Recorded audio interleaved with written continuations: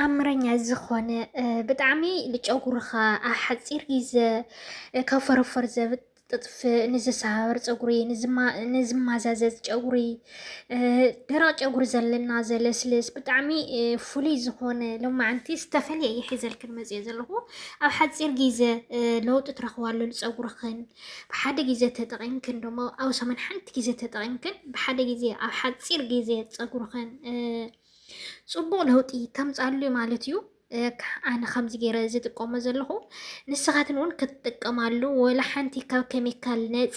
ካብ ኣትክልቲ ጥራሕ ንሰርሖ ድማ ኣብ ገዛና ብዝርከብ ነገር ጌርና እንሰርሖ ንኽእል ተኣምረኛ ዝኾነ ማስክ ናይ ጨጉርና ማለት እዩ እዚኣ ሎማዓንቲ ክትሓልፈክን የብላይ ብደንቢ ክትሪኣ ኣለክን ክስካብ መጨረሻ እንታይ ገይረ ከም ዝገብረሉ ድማ እስካብ መወዳእታ እንድሕር ዳሪኽና ካብ ድማ ኣወሰመን ሓንቲ ግዜ እንድሕር ዳ ተጠቒምክና ከተመስግና ይኽእል ማለት እዩ ጽቡቕ ጌርክን ተጠቕማ እስካብ ጫፍ ድማ ጽቡቕ ጌርክን ተጠቕማላ ሰላም ሰላም ክብራት ተኸታተልቲ ደሕና ዲኹም ከመይ ኣለኹም ኣነ ሰላም እየ እግዚኣብሔር ይመስገን ከምታ ኣነ ሰላም ዘለኹዎ ንዓኻትኩም ሰላም ይምነ ኣብ ህይወትኩም ጥዕና ኣብ ስራሕኩም ኣሳልጦ ይምነየልኩም ማለት እዩ እንተገብርለይ ምርታዕ ድማ ካብ ልቢ እየ ዘመስግን ነዚ ቻናል እውን ሓደሽቲ ንዝኾንኩም ሳብስክራይብ ብምግባር ቤተሰብ ኩኑ ማለት እዩ ምክንያቱ ንዓይ ሳብስክራይብ ምግባር ላይክ ምግባር ለብዙሕ ሰብ ሼር ስለ ዝገብርለይ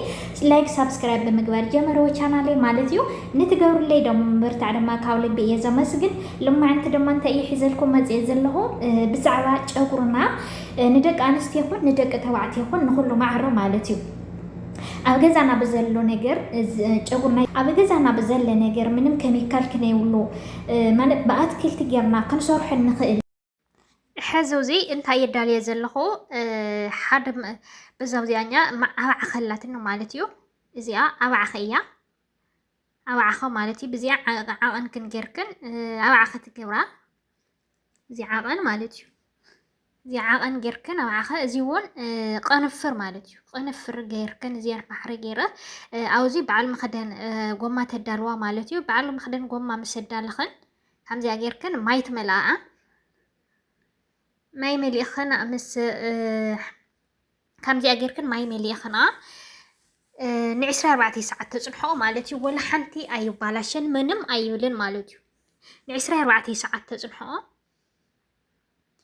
كم دي أجركن عليكن نعسر 4 ساعات مسجن حقنا كم زيلو مالتي دحري عسر 4 ساعات كم زيلو له رخنا وكل تحواويسو دحري عسر 4 ساعات يطحن مالتي كم زيجركن تطحنا كله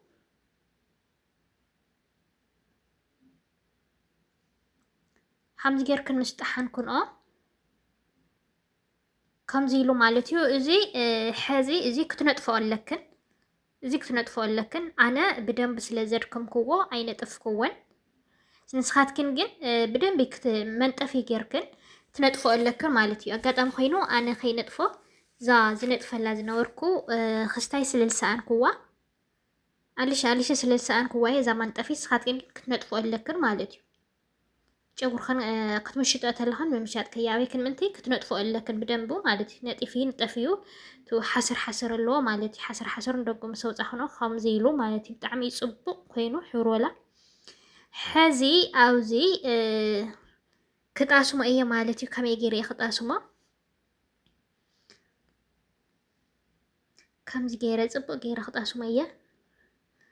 ከምዚ ኣገርክን በደንብ ተጣስማ ማለት እዩ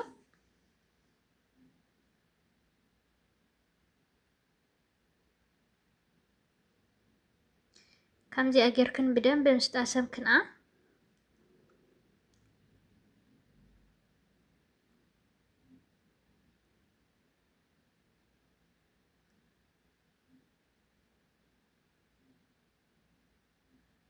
ከምዚ ኣገርክን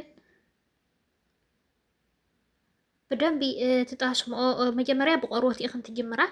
በቆሮት በደንብ ምስጣሰምክና أوعخ بتعمي يصبو قنفر وعلى ولا حنتي قدعت يبلون مالتي نيشتن أوعخ جانا اللون ديجن ولا حنتي زجم زلوا يكونن مالتيو دحاسلة حصة ولا حنتي قدعت زيولو كم زيجركن بدن بينا خافلكن تقورالو مجمري أنا تقروت يبدن بخقورالو بدحريو ቆርበቱ በደንብ ምስጓር ኩሉ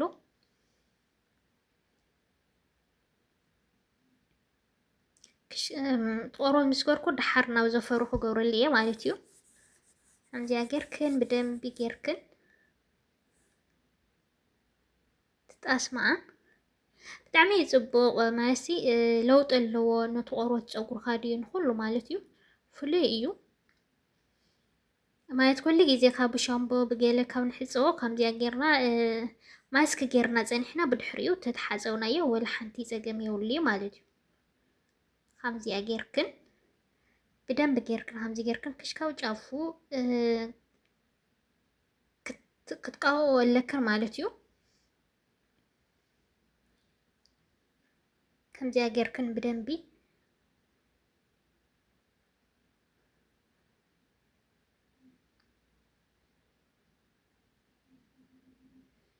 ሕዚ ርዮ ሙሉእ ጣሲሞዮ ወላ ሽካው ጫፉ ወላ ሽካው ክስታዩ ማለት እዩ ሕዚ ወዳድየ ኣለኹ ማለት እዩ ኩሉ እስቲ የላወት እየ ኩሉ ከምዚ ጌርክን ከምዚ ጌርና ጣሳሲመ ወዲ ኣለኹ ማለት እዩ ከምዚያ ጌረ ጣሳሲመ ምስ ወዳኹ ከመይ እየ ክገብሮ ሓደራ ግን ነዚ ቻናለይ ላይክ ሰብስክራይብ ግበርኦ ምክንያቱ ሰብስክራይብ ላይክ ትገብራለይ ተለኻን ናብ ብዙሕ ሰብ ሼር ስለ ዝገብረለይ ላይክ ሰብስክራይብ ምግባር ኣይትሕመቃ ማለት እዩ ምክንያቱ ንዓኻትክን ወላ ሓንቲ ፀገም የብሉን ንዓየ ግን ብዙሕ ጥቕሚ ስለ ዘለዎ ላይክ ክትገብራለይ ተለኽን ናብ ብዙሕ ሼር ንክኾንለይ ስለ ዝሕግዘኒ ማለት እዩ ሕዚ ኣብዚ 1 ሰዓት ነፅንሖ ማለት እዩ እንድሕር ዳኣ ዘለኽኖ ቦታ ሙቐት እንተኮይኑ 1 ሰዓት ተፅንሖ እቲ ዘለኽኖ ቦታ ቁሪ እንተኮይኑ ግን 2 ሰዓት ተፅንሖ ማለት እዩ ዝሓለ ተኮይንክን ዘለኽኖ ቦታ 2 ሰዓት ተፅኒሕክን ትሕፀኦ ማለት እዩ ተሓፂ ክሪአክን እያ ሕዚ ተሓፂቦ ማለት እዩ ፍሪዝ ኮይኑ ስኢሉ በቃ ፍርዝ ኢሉ ተሓፂቦዮ ረኽኖ ማለት ተሓፂቡ ስኢሉ ፍሪዝ ኮይኑ ኣሎ ከምዚ ኮይኑሎ ሕዚ ከምዚ ምስ ገበርክዎ እንታይ እየ ክገብረሉ ዘይት ክገብረሉ እየ እናመሸጥኩ ዘይት ክገብረሉ እዮ ማለት እዩ ዘይት ምስ ገበርኩሉ ከምዚ ገይረ ዘይት ምስ ገበርኩሉ ጉንጉን ከብለየ ል2 መዓልትን 3 መዓልቲ ዝሆን ቁጥጥር ክሰርሐ እየ ኣብ 4 ወይ ኣብ 5 ማለት እዩ ከምዚ ገይረ ዘይት ክገብረሉ እየ ምክንያቱ ብርሑስ እናሃለየ እንተዘይት ኣቢሉ ድሓር ከይዓብየኒ ኢለ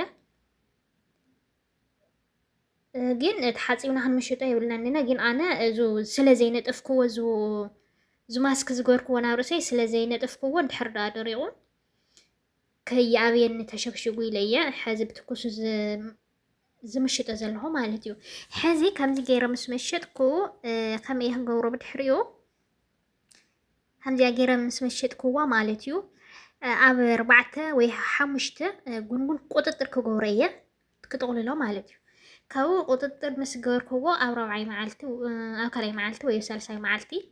ይፈትሖ ማለት እዩ ቁጥጥር ካብኡ ትፈትሖ ተለኻ ብጣዕሚ ከም ዝልክዕ ዝተስታረረ ልክዕ ከምዚ ፓሊስትራ ዝተሰርሐካዮ ናይ ማሽን ከምኡ እዩ ዝኸውን በቃ ፅፍፅፍ ዝበለ ከምዚ ዝዓየመ ጣፍ ይመስል ማለት እዩ ቆንጆ እዩ ዝኸውን ፅቡቅ ይኸውን ከምዚ ጌርክን ውሽጢ ደ ብደንቢ ትገብረለክን ዘይቱ ማለት እዩ አሁን እዚኣ ተልያትክን መጥቀሚት ተልያትክን በዚኣ ትጥቀማ ይኹን ውሽጢ ከምዚ ጌርክን በደንብ ማለት እዩ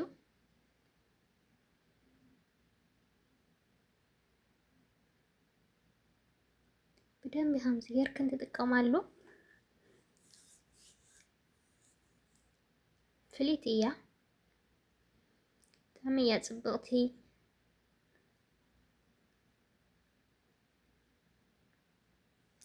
ተጠቕማ ሓፂር ግዜ ፀጉርክን ትልወጠልክን እዩ ፅቡቅ ክኾነልክን እዩ ፅቡቅ ጌርክን ተጠቒምክኖ ማለት እዩ ከምዚያ ገይረ ብደንቢ ካብ ውሽጡ ከምዚ ገይረ ብደንቢ ይሰርሖ ማለት እዩ እናኻፈልኩን ውሽጢ ከም ዝኣቱ ገይረ ምስ ገበርክዎ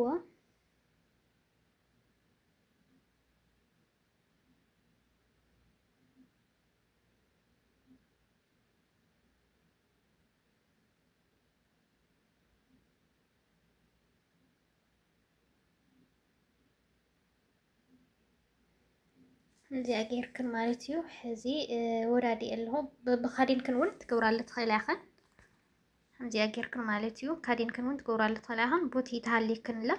ቦቲ ክትገብራለ ትኽእላ ኢኸን ማለት ፅቡቅ ጌርክን ከምዚ ጌርክን ፅቡቅ መሰጅ ድማ ኣገዳሲ እዩ ማለት መሰጅ ምግባር ብጣዕሚ እዩ ፅቡቅ ኣብ መዓልቲ 10 ደቂቃ ወይ 5 ደቂቃ ማሰጅ ንጨጉርካ ምግባር ብጣዕሚ እዩ ፅቡቅ ማሰጅ እውን ምግባር ፍተዋ ስለዚ ሳብስክራይብ ገብራ ይትረሳዕ እሺ ስለዚ ወዳዲና ኣለና ማለት እዩ ሳብስክራይብ ምግባር ኣይትረሳዓ ላይክ ምግባር እውን ኣይትረሳዓ ሼር ትገብራ ተደሊኽን እውን ሼር ግን እውን እግበራ ማለት ናይ ምክንያቱ ንዓይ ስለ ዝጠቕመኒ ማለት እዩ ካብኡ ሓደሽቲ ሕቶታት ገለ ተሃሊክን ዳ ኣብ ኮመንት ተቕመጣለይ ክምልሰልክን እየ ዘይቲ ካበይ ክሰሪሕክየ ዝበልክና ንለ ቅድሚያ ዝሰራሕዎ ብዛዕባ ዘይቲ ናይ ጨጉረላ ኣብኣ ክትሪኣ ትኽእላ ኢኸን ማለት እዩ እታ ዘይቲ ተጠቒመ እያ ዘለኹ ኣብ ቅድሚ የለፍቲ ቪድዮታተይ ኩሉ ናስ ኣዘራርሓ ዘይቲ ሰሪሐ ኣለኹ ካብኣ ተጠቐማ ኢኸን ማለት እዩ ተጠቐመላ ኢኸን ካብኣ ሪኢኽን ፅቡቅ ጌርክን ተጠቐማ ኢኸን ማለት እዩ ንትገብራለይ ኩሉ ነገር ድማ ካብ ልቢ እየ ዘመስግን እናበልኩ ማለት እዩ ሕዚ ክሓድገክን ከምዚ ጌርክን ፍንድሽ ድሽ ድሽ ድሽ ድሽ ትብላ ብፀጉርኽን ማለት እዩ ጓል ኣንስተይቲ ለ ፀጉር ስለ ዝኾነ መልክዓ ከምዚ ጌርክን ፍንድሽ ድሽ ትብላ ማለት እዩ ከምዚ ሕፅብፅብ ክትብላ ተለኽን ደስ ይብለካ ማለት እዩ በቃ ቅልል ይብለካ